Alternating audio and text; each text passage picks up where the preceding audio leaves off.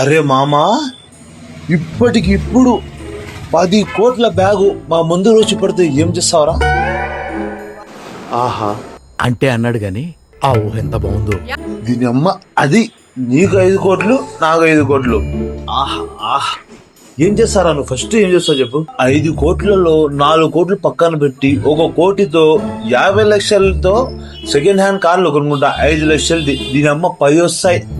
మిగతా 50 లక్షల్లో ఏం చేస్తావు? దాని డీజిల్ మీ నాన్న వేపిస్తాడా?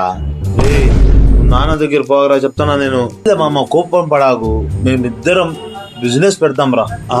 అది ఒక పెద్ద బిల్డింగ్ అనుకుంటాం, దానిలోనే defence centre, multi cuisine restaurant, దానిపైన బ్యాంక్వెట్ హాల్. ఒకసారి ఆలోచించుకో మామ. Irfan's defence centre, Irfan's multi cuisine restaurant, Irfan banquet hall. ఎట్లా ఉంటది మామ? రే రే రే, ఏంది ఏంది ఏందిరా?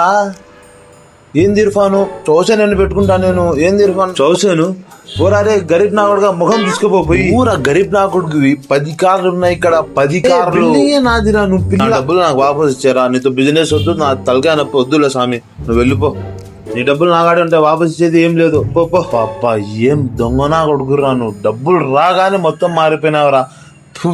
పోరా రే పోరా, డబ్బులు వస్తే మారకూడదురా మనిషి. పోరా రే గరీబ్ నాకుడుగా పో.